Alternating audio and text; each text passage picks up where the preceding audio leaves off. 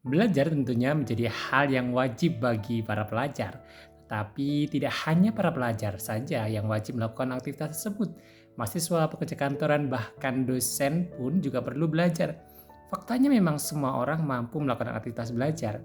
Hanya saja yang menguasai cara belajar efektif dan efisienlah yang mampu menyerap hasil belajar dengan baik.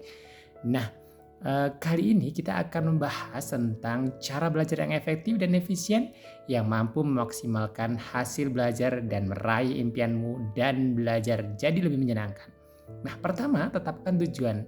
Nah, cara belajar efektif dan efisien yaitu dimulai dengan menetapkan tujuan dan target. Misalnya, tujuan belajar adalah untuk memasuki perguruan tinggi ternama di Indonesia. Oleh karena itu, tetapkan tujuan sebisa mungkin cukup signifikan untuk memacu semangatmu. Misalnya seperti ujian semester nanti, kamu akan menargetkan pendapatan minimal 90 untuk pelajaran matematika.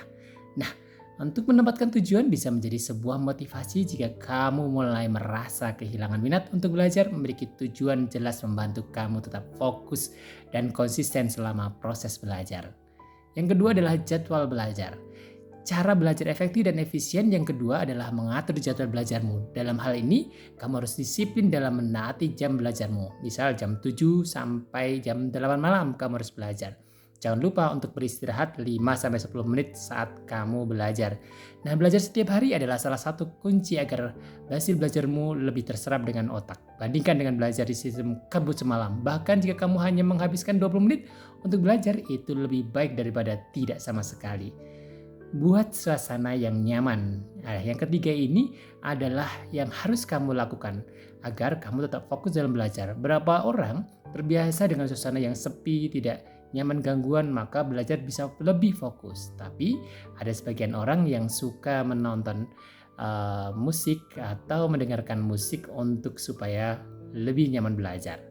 Nah, yang keempat, membuat ringkasan atau mind mapping. Cara belajar efektif dan efisien selanjutnya dengan membuat ringkasan. Dari hasil belajarmu, kamu bisa menulis pokok-pokok pikiran penting, bisa berupa poin-poin dari bahan belajarmu dalam sebuah buku seperti rumus. Hal ini akan memudahkan kamu untuk memahami pembelajaran tersebut dengan poin-poin tersebut dibuat mind mapping. Nah, saat membuat rangkuman, sebenarnya kamu sedang mengulang materi yang telah didapatkan. Pengulangan ini membuat kamu mengingat kembali catatan dengan lebih efektif. Cobalah menyaring catatan sebelum dengan ulangan atau ujian untuk membantu mengingat materi lebih baik. Jangan lupa membuat ringkasan dalam bentuk mind mapping dengan kalimat kata-katamu sendiri. Menuliskan materi dan kata kalimat sendiri dan membantumu lebih mengingat poin-poin penting yang telah kamu pelajari. Nah, yang kelima adalah membuat akronim atau jembatan keledai yang mudah diingat.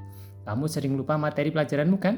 Nah, kamu bisa membuat akronim. Contohnya, kamu perlu mengingat catatan tentang asas pemilu yang langsung, umum, bebas, rahasia, jujur, dan adil. Kamu bisa membuat rangkuman Luber-Jurdil. Nah, atau mengingat tentang unsur golongan 2A dalam kimia, alkali tanah, bebek mangan cacing seret banget rasanya begitu ya. Jadi itu akan memudahkan kamu untuk belajar. Nah, yang keenam, pahami bukan menghafal. Nah, beberapa orang yang salah dalam belajar, padahal ini ada seringkali seseorang malah menghafal materi, bukan memahaminya. Padahal sekedar menghafalkan pelajaran hanya akan efektif untuk ujian atau waktu jangka pendek. Dalam jangka panjang, ilmu itu dilafalkan akan mudah untuk dilupakan dan tidak meninggalkan manfaat apapun. Nah, yang ketujuh adalah jangan malu bertanya. Jangan segan untuk bertanya jika kita tidak memahami suatu tentang hal-hal yang kamu tidak ketahui. Kamu bisa belajar, kamu mudah mengerti jika kamu bisa bertanya kepada orang yang lebih memahaminya. Dengan diskusi membuat kamu belajar menjadi lebih menyenangkan. Yang kedelapan adalah pantang menyerah. Jika semua sudah kamu lakukan dan hasil belum mencapai target, bukan berarti kamu gagal. Ingatlah bahwa kamu tidak akan pernah bisa jika tidak membuat kesalahan, tetapi percaya diri dan terus berusaha. Nah, jangan lupa untuk selalu berdoa ketika kamu sudah melakukan sesuatu.